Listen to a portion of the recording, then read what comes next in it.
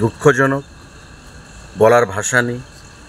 যে ঘটনা জনগণের দ্বারা নির্বাচিত একটা সরকারের সঙ্গে করা হয়েছে প্রতিক্রিয়াশীল শক্তির দ্বারা, ভারত সরকার বা কোনো গণতান্ত্রিক সরকার সেটাকে সমর্থন করতে পারে না। আমরাও সেটাকে নিন্দা জানাচ্ছি, ধিক্কার জানাচ্ছি।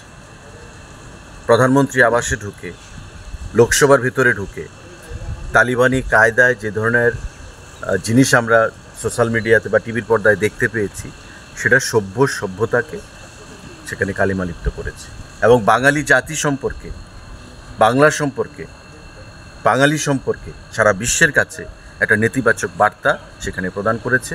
তার থেকে উঠে আসা অনেক কষ্টকর হবে এবং বাঙালি জাতিকে তারা অনেক পেছনে ফেলে দেওয়ার একটা চক্রান্ত করেছে। যে শক্তি, প্রতিক্রিয়াশীল শক্তি, তারা যেটা করেছে, তা আমরা তীব্র ভাষায় ধিক্কার জানাচ্ছি, নিন্দা জানাচ্ছি। এবং আমাদের দেশের সরকারও বরাবর আমরা চেয়েছি বা আমরা চাই, আমাদের প্রধানমন্ত্রী, আমাদের মুখ্যমন্ত্রী, যে বাংলাদেশ আমাদের নেভারিং কান্ট্রি হলেও কখনো বাংলাদেশকে আমরা কান্ট্রি হিসেবে ভাবি না আলাদা। আমরা ভাবি বাংলাদেশ আমাদের ভাই, আমাদের সংস্কৃতি, আমাদের পারিবারিক লোকজনের মতোই আমরা ভাবি। কারণ আমাদের সংস্কৃতি, আমাদের ভাষা, আমাদের খাদ্য, আমাদের পূর্বপুরুষের যে নারীর টান বাংলাদেশের সঙ্গে, সেটা সবসময় থাকবে, বিগত দিনেও ছিল। তো স্বাভাবিকভাবেই কাঁটাতারের বেড়া আমাদেরকে আলাদা করলেও আমাদের মানসিকভাবে, মনের দিক থেকে আমরা আলাদা নই। কিন্তু যে ঘটনাটা ঘটেছে সেটা একটা বৈদেশিক শক্তি কিছু মিলে ভারতবর্ষের সঙ্গে বাংলাদেশের যে সম্পর্ক, সেটাকে নষ্ট করার জন্য সে চক্রান্ত করেছে।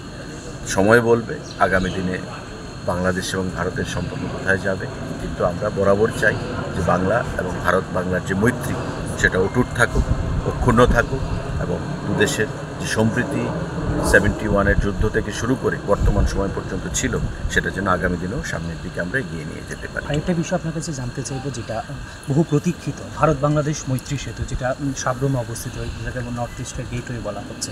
আরেকটা হচ্ছে তোমার আগরতলা আখাউড়া যে রেলপথ, আন্তর্জাতিক যে রেলপথ রয়েছে, এই যে একটা বিষয় রয়েছে, এই গোটা বিষয়টা কি কোনোভাবে কি ভাটা পড়তে পারে? একেবারে দুটো একটা দেশের মধ্যে এখন বাংলাদেশ এতটা উত্তাল, ছাত্র রাজনীতি নিয়ে গোটা বিষয়টা উত্তাল, একেবারে গণভবন থেকে শুরু করে গোটা বিষয়টা আমরা দেখেছি উত্তাল একটা পরিস্থিতি রয়েছে।